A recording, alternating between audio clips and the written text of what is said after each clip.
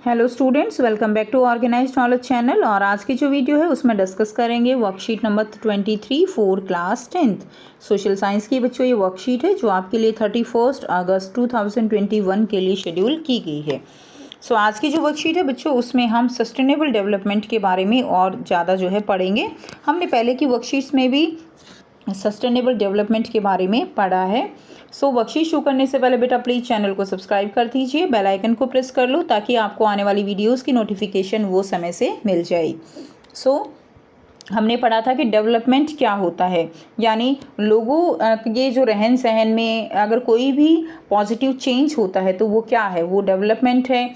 और लोगों का आप कह सकते हो कि अगर हम किसी भी जो हमारी इच्छा होती है वो हमें मिल जाती है तो वो क्या है, वो एक तरह का डेवलपमेंट है। आप स्टूडेंट हो, आप अच्छे से पढ़ते हो, आपको अच्छे मार्क्स मिलते हैं, आप अच्छी जॉब लेते हो, ये भी क्या है, ये एक तरह का आपका डेवलपमेंट है। तो कंट्री पॉइंट ऑफ व्यू से, इंडिविजुअल पॉइंट ऑफ व्यू से जो डेवलपमेंट है हमारा, वो उसका पर्सपेक्टिव जो होता है वो अलग अलग होता है।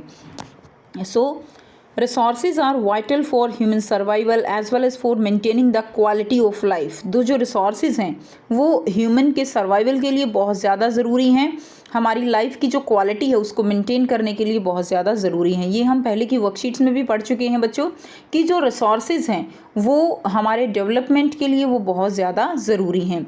रिसोर्सेज को ही हम अपने स्किल के द्वारा, अपनी एजुकेशन के द्वारा हम अपनी नीड्स के अकॉर्डिंग उनको चेंज करते हैं।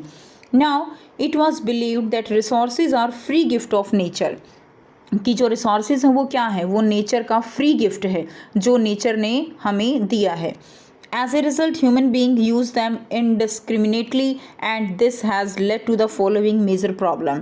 अब जो लोग हैं, ह्यूमन बीइंग है, वो क्या करता है, वो उनको अनजुडिशली यूज़ कर रहा है। कोई उनका एक आप कह सकते हो कोई इक्वल जो है आप कह सकते हो कि इक्वल डिस्ट्रीब्यूशन नहीं है लोगों के बीच में। जिसको जितना मिल रहा है उतना अपने तरीके से अंधाधुंध यूज़ किए जा रहा है और इससे क्या होगा, इससे बहुत ही मेजर प्रॉब्लम्स जो हैं वो क्रिएट होंगी। अब कुछ मेजर प्रॉब्लम्स उनके बारे में बताया गया है, that is depletion of resources using depletion of resources for satisfying the greed of few individuals. कि जो कुछ लोग हैं, यानी देखिए जिन लोगों को बहुत ज़्यादा अवेलेबिलिटी है वो इसका एक तरह से आप कह सकते हो कि अनजुडिशली यूज़ कर रहे हैं अपने ग्रीड को पूरा करने के लिए, अपने लालच को पूरा करने के लिए। ठीक है, वो केवल पेट भरने के लिए यूज़ नहीं कर रहे हैं, वो पेट ही भरने के लिए यूज़ कर रहे हैं। क्लियर। तो हमने महात्मा गांधी जी के कोट्स पढ़े थे ना कि जो है पेट भरने के लिए तो बहुत कुछ है, बहुत सफिशिएंट है पेट भरने के लिए, उससे भी ज़्यादा है, लेकिन पेट ही जिसको भरनी है, यानी जिसको जो है रिसोर्सेज का जो लालच है वो भरने के लिए हमारे रिसोर्सेज वो ख़त्म हो जाएंगे। Now accumulation of resources in few hands which in turn divided the society into two segments, that is have and have not or rich or poor। तो यानी जो रिसोर्सेज है उनका डिस्ट्रीब्यूशन इक्वल नहीं है। जिन हाथों में ज़्यादा जो है चला गया है तो वो एक कैटेगरी बन गई, जिनके पास ज़्यादा है वो क्या हो गए, वो रिच कैटेगरी में चले गए, जिनके पास कम है वो पुअर कैटेगरी में चले गए। ठीक है। So it divided the society into two segments, have or have not. Now indiscriminate exploitation of resources has led to global ecological crises such as global warming, ozone layer depletion, environmental pollution and land degradation। और जो resources का जिस तरह से use हो रहा है उससे हमारी जो आप कह सकते हो एनवायरमेंटल प्रॉब्लम भी कॉज हो रही हैं, लाइक ग्लोबल वार्मिंग है। ठीक है, जो हमारी अर्थ का टेम्परेचर, हमारे एटमॉस्फेयर का टेम्परेचर इंक्रीज़ हो जाता है। ओजोन लेयर डिप्लीशन है, ओजोन लेयर जो हमारे लिए एक ब्लैंकेट का काम करती है, चारों तरफ हमारा जो एनवायरनमेंट, हमारी जो अर्थ है उसको एक तरह से ब्लैंकेट की तरह लपेटे हुए है और हमें जो अल्ट्रा वायलेट रेज़ हैं उनसे जो है ये क्या करती है, उनसे हमें बचाती है। तो उसका भी लगातार डिप्लीशन हो रहा है। एनवायरमेंटल पॉल्यूशन लगातार कॉज होता है और जो हमारी लैंड है वो भी डिग्रेड हो रही है, वो भी पॉल्यूट होती है, उसकी वो फर्टिलिटी उसकी कम होती है। Now and equitable distribution of resources has become essential for a sustained quality of life and global peace। यानी इसमें क्या बताया गया है कि इक्विटेबल डिस्ट्रीब्यूशन जो है रिसोर्सेज का, ये हमारी क्वालिटी ऑफ लाइफ को इम्प्रूव करने के लिए बहुत ज़्यादा ज़रूरी है। यदि हम अपनी लाइफ को एक आप कह सकते हैं क्वालिटी से जीना चाहते हैं, सस्टेन जीना चाहते हैं, तो ये हमारे लिए बहुत ज़रूरी है और साथ में ज़रूरी है ग्लोबल पीस के लिए। यानी अगर हम लोग, क्योंकि देखो रिसोर्सेज जो हैं वो हम सबके लिए जीने का आधार है, और अगर जिसको जीने का आधार नहीं मिलेगा, जीने के लिए उसको जो है ज़रूरी चीज़ें नहीं मिलेंगी, तो वो क्या करेगा, वो जो है एक तरह से विद्रोह करेगा, यानी आपसी मतभेद होगा, चाहे वो कंट्रीज़ को लेकर हो, चाहे कंट्रीज़ के अंदर जो इंडिविजुअल्स हैं, जो ह्यूमन बींग है उनको लेकर हो। यानी एक तरह से क्या होगा, ग्लोबल पीस जो है वो खतरे में पड़ जाएगा।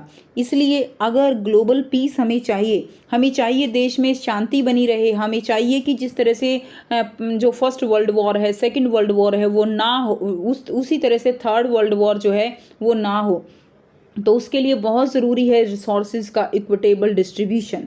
Now if the present trend of the resources depletion by a few individuals and countries continue, the future of our planet is in danger। अगर ऐसे ही चलता रहा तो हमारा जो हमारा आप कह सकते हो कि फ्यूचर है वो क्या है, हमारा जो प्लैनेट है वो डेंजर में है। Therefore resources planning is essential for sustainable existence of all form of life। इसलिए रिसोर्सेज की प्लानिंग जो है वो बहुत ज़्यादा ज़रूरी है। Sustainable existence is a component of sustainable development, और यही जो है क्या है, एक तरह से आप क्या कह सकते हो कि सस्टेनेबल डेवलपमेंट ही जो है आप सस्टेनेबल हमारी क्या कर सकती है, एग्जिस्टेंस हम कर सकते हैं। Now sustainable development, sustainable economic development means development should be takes place without damaging the environment. तो सस्टेनेबल डेवलपमेंट यानी सतत विकास का मतलब क्या होता है, ये हम जो प्रीवियस वर्कशीट्स हैं उनमें भी हम पढ़ चुके हैं कि विकास तो करें, डेवलपमेंट हो, डेवलपमेंट करने में कोई बुराई नहीं है, लेकिन उस डेवलपमेंट को करते हुए आपको ये पर्सपेक्टिव जो है, ये पॉइंट जो है दिमाग में रखना है कि उस डेवलपमेंट को जो है अचीव करते हुए हमारा जो एनवायरनमेंट है वो किसी तरह से हार्म ना हो। हमारी जो फ्यूचर जनरेशन है उनको भी ये जो नेचर ने हमें गिफ्ट दिया है रिसोर्सेज का, ये गिफ्ट जो है हमारी आने वाली जनरेशन को भी मिले।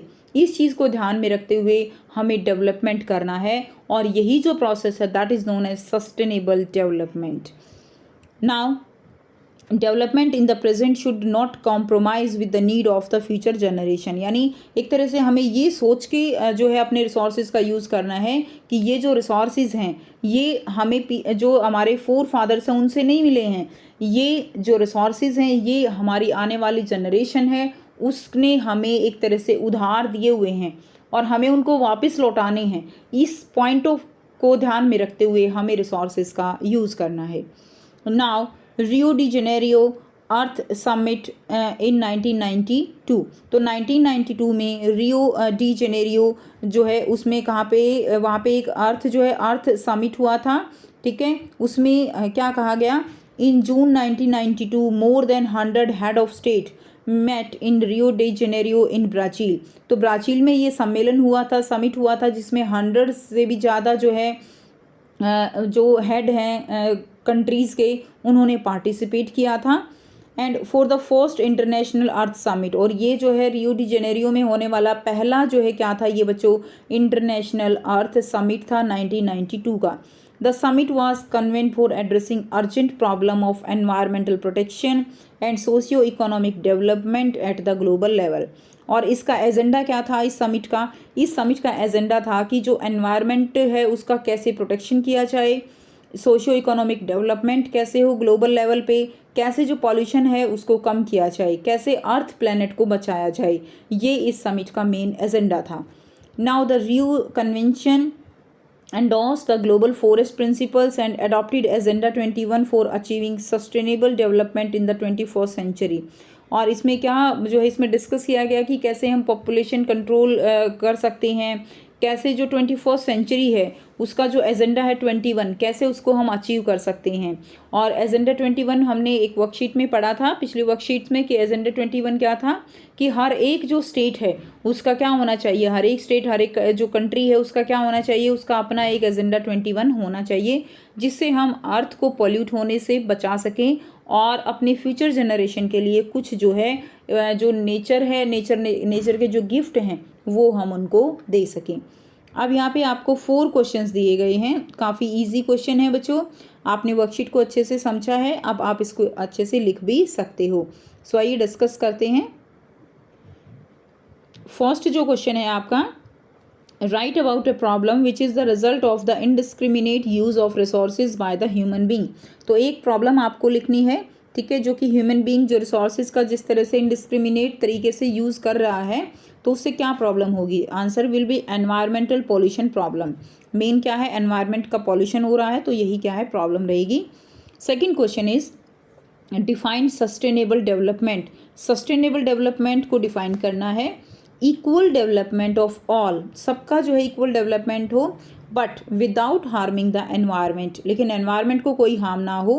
Keeping in the mind the coming generation, ठीक है, नेक्स्ट जनरेशन जो उसको ध्यान में रखते हुए हमें एनवायरमेंट को हार्म नहीं करना। That is called the sustainable development और सस्टेनेबल इकोनॉमिक डेवलपमेंट। तो इसको हम क्या कहेंगे, सस्टेनेबल डेवलपमेंट। क्वेश्चन नंबर 3 है, an equitable distribution of resources has become essential for a sustainable quality of life and global peace. Explain कि equal distribution resources का होना चाहिए, ज़रूरी है, ठीक है, एक सस्टेन्ड क्वालिटी ऑफ लाइफ के लिए, ग्लोबल पीस के लिए। क्यों, तो हमने अभी पढ़ा कि ये बहुत ज़रूरी है। It is true that equitable distribution of resources has become essential for a sustained quality of life and global peace. If we continue to use resources indiscriminately like this, अगर हम ऐसे ही रिसोर्सेज का यूज़ करते रहे, then the future of the earth will be in danger. तो जो अर्थ है हमारी उसका फ्यूचर वो क्या होगा, डेंजर में है, ठीक है। नेक्स्ट देखिए क्वेश्चन नंबर 4 है, what idea would you suggest of the two the world leaders for the sustainable development. कि जो लीडर्स हैं, ठीक है, उनको जो है क्या आइडिया आप सजेस्ट करोगे सस्टेनेबल डेवलपमेंट के लिए। तो फर्स्ट क्या सजेशन हम करेंगे, proper planning of resources should be done, कि जो रिसोर्सेज हैं उनकी प्रॉपर प्लानिंग होनी चाहिए। Second, use of renewable and non conventional resources, कि रिन्यूएबल और जो नॉन कन्वेंशनल रिसोर्सेज हैं उनका ज़्यादा से ज़्यादा यूज़ करने पर जोर देना चाहिए। And number third, effort should be made to reduce poverty and unemployment to ensure equitable development. और ये जो पॉवर्टी है, अनएम्प्लॉयमेंट है, ठीक है, उसको जो है हमें क्या करना है, रिड्यूस करने के लिए सजेशन देना है। And number fourth, collective measure should be taken to prevent environmental pollution. Environmental pollution इसको दूर करने के लिए हमें कलेक्टिव मेजर्स करने होंगे, यानी कुछ जो आइडियाज़ हैं वो हमें अडॉप्ट करने होंगे। सो ये थी आपकी आज की एसएसटी की वर्कशीट जिसमें हमने 4 क्वेश्चंस डिस्कस किए। हमने सस्टेनेबल डेवलपमेंट क्या है, क्यों ज़रूरी है, कैसे हम उसको अचीव कर सकते हैं, ये सब हमने इसमें डिस्कस किया। आई होप सभी स्टूडेंट्स के लिए वीडियो बेनिफिशियल रहेगी, और अगर आपको वीडियो अच्छी लगी तो प्लीज़ लाइक कर दीजिए, शेयर कर दीजिए और चैनल को सब्सक्राइब कर दीजिए। So thanks for watching students, मिलते हैं नेक्स्ट वीडियो में नेक्स्ट वर्कशीट के साथ। Take care.